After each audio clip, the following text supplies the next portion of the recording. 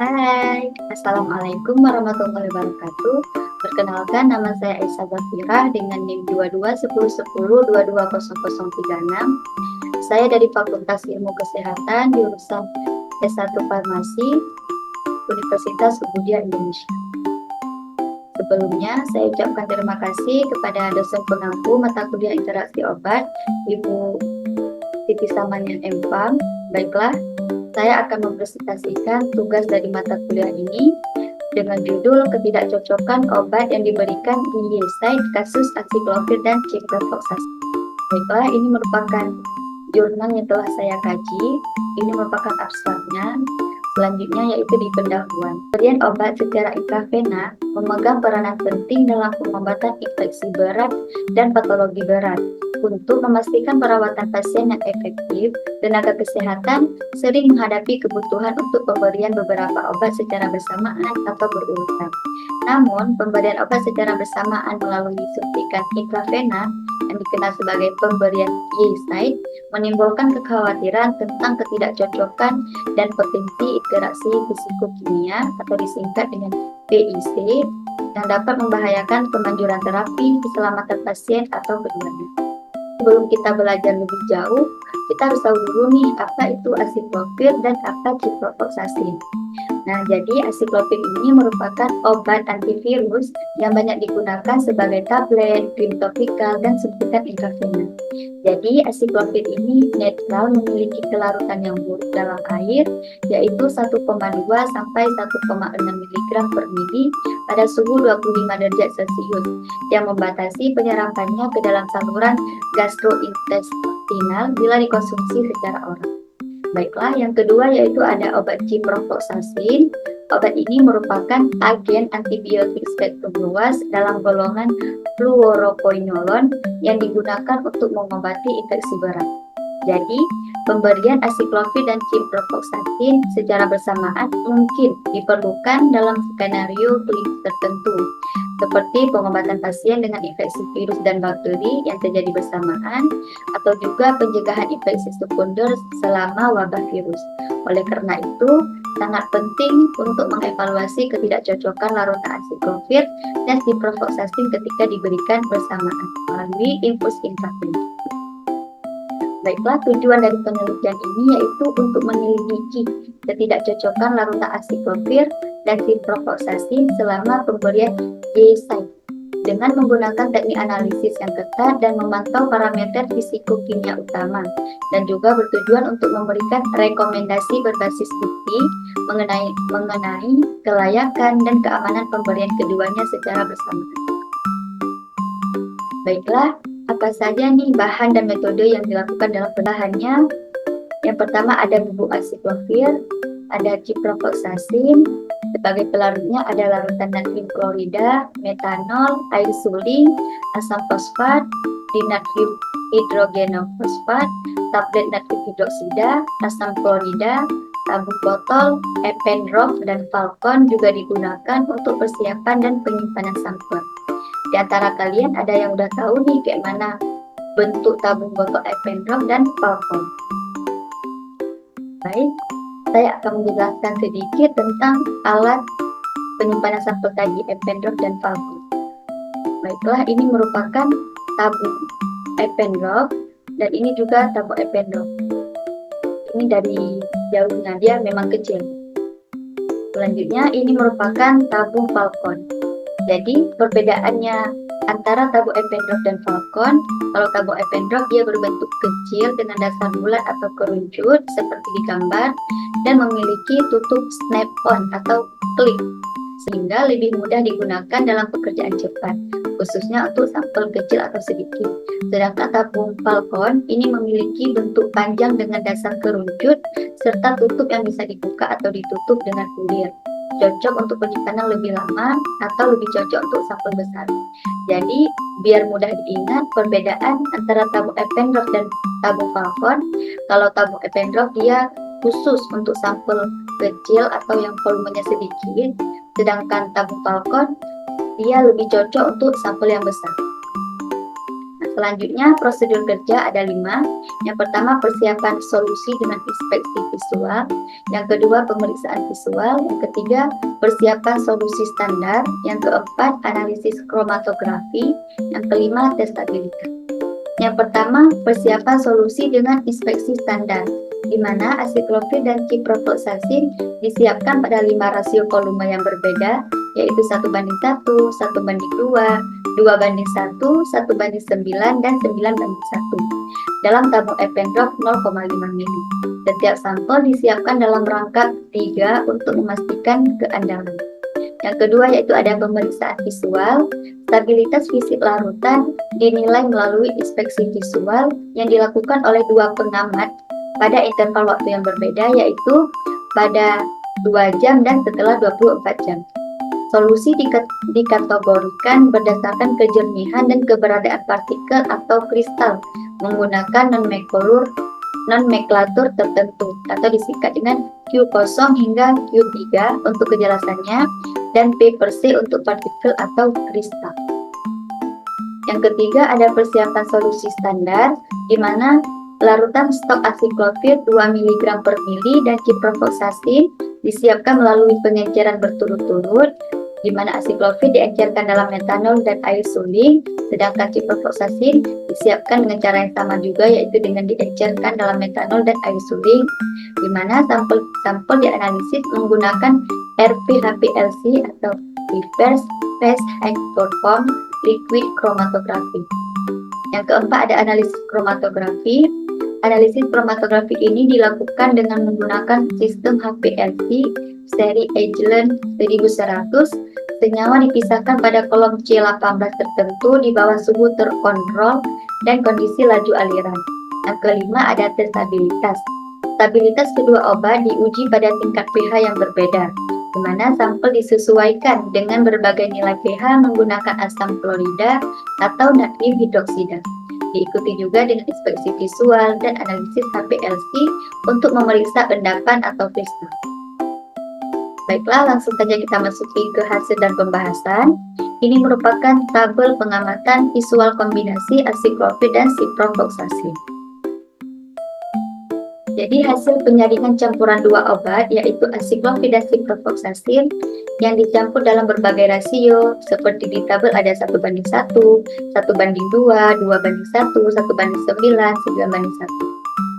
Jadi cara melihat tabelnya yaitu baris kedua di 2 dan 24 itu merupakan waktunya pada saat 2 jam dan setelah 24 jam. Di baris ketiga itu merupakan pengamatannya yang ditandai dengan kode 0 yang berarti larutan bening, kode 1 berarti jumlah kristal sedikit, kode 2 jumlah kristal banyak. Jadi pada rasio 1:1 pada saat 2 jam setelah dicampur obat, pengamatannya terdapat kristal sedikit yang ditandai dengan kode 1. Sedangkan setelah 24 jam kristalnya mulai banyak, ditandai dengan kode 2. Sedangkan pada rasio 1:2 pada saat 2 jam kristalnya ada sedikit, setelah 24 jam kristalnya mulai banyak. Sedangkan pada rasio 2:1 pada saat 2 jam kristalnya sedikit, setelah 24 jam larutan kembali menjadi bening. Sedangkan pada larutan rasio 1:9 pada saat 2 jam terdapat kristal sedikit, sedangkan setelah 24 jam terdapat kristal yang banyak. Sedangkan pada rasio 9:1 pada saat 2 jam larutan bening dan setelah 24 jam larutan pun masih bening.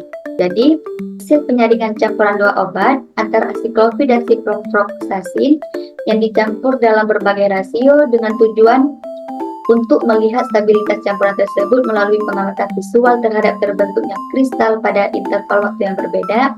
Pada awalnya larutan bening menandakan stabilitas, tetapi setelah 2 jam dan 24 jam, kristal mulai muncul pada rasio tertentu.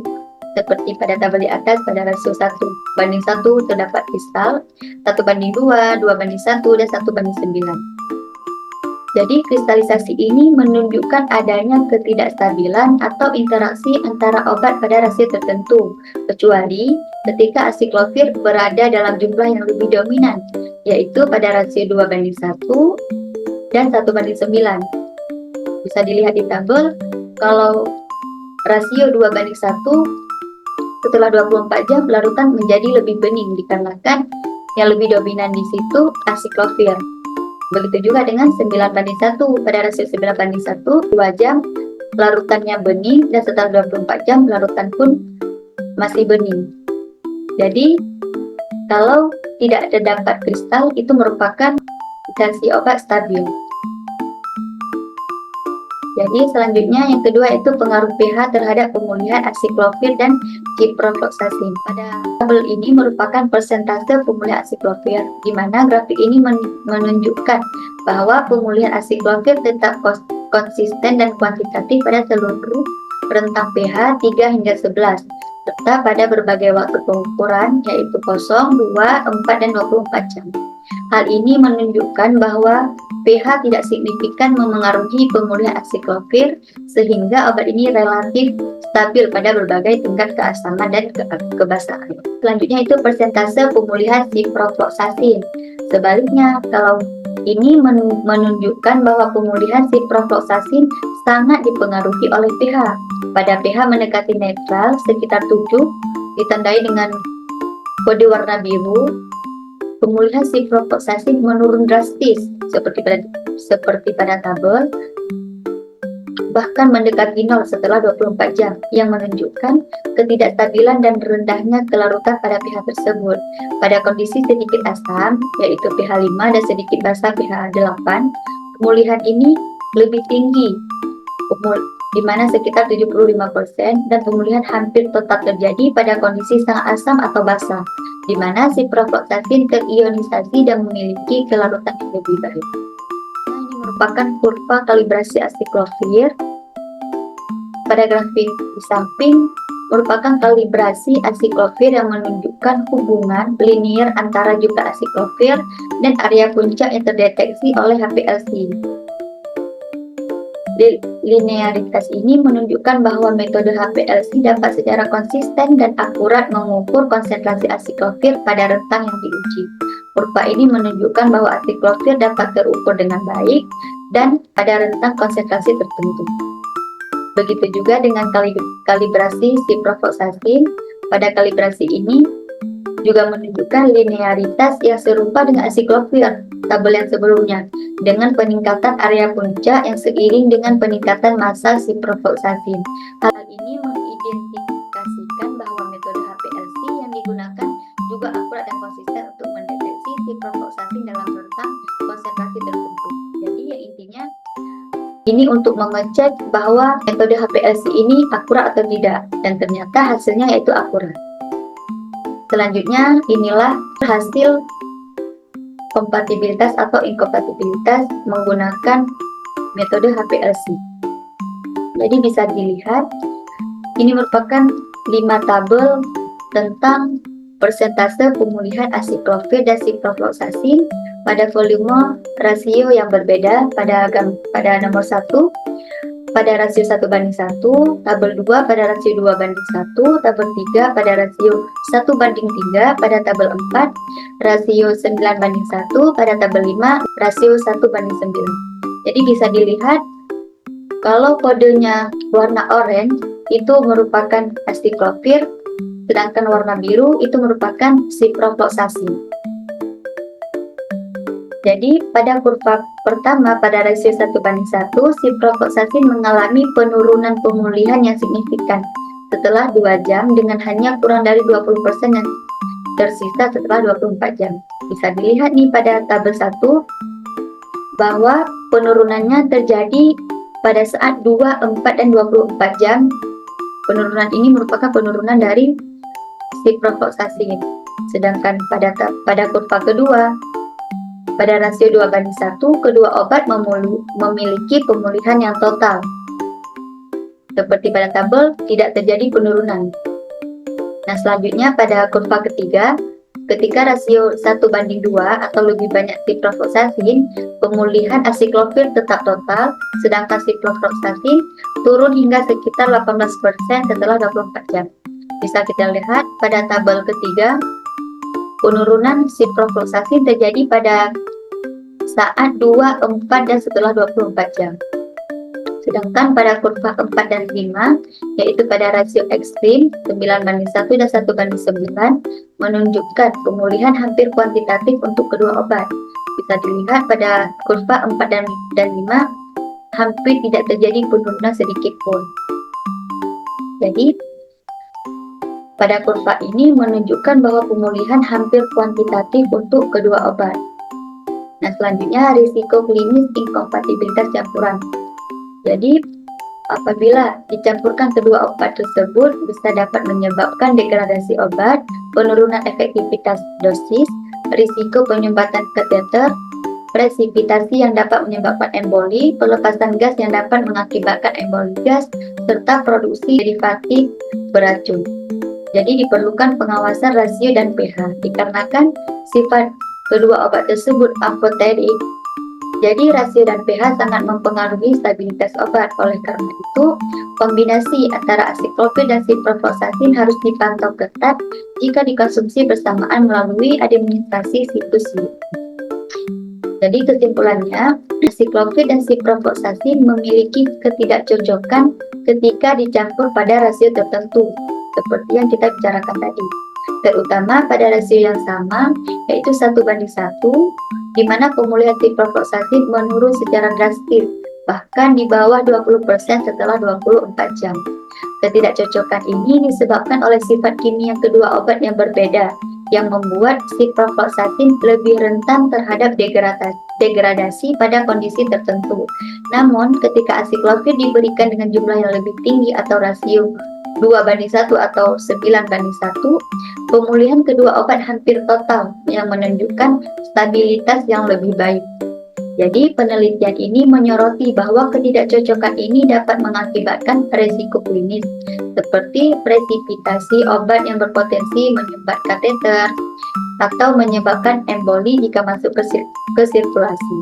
Dikarenakan kedua obat ini bersifat amfoter, pH dan rasio campuran harus dipantau dengan cermat untuk memastikan stabilitas dan keamanan terapi. Dengan demikian, kombinasi asiklovir dan ciprofloxacin memerlukan perhatian khusus dalam hal rasio dan pH agar kompatibilitas yang diinginkan dapat tercapai. Baiklah, sekian presentasi dari saya. Lebih dan kurang saya mohon maaf. Bila ada yang ingin ditanyakan, bisa ditanyakan di kolom komentar. Sekian dari saya. Assalamualaikum warahmatullahi wabarakatuh. Girl about a 10. I should fuck her in the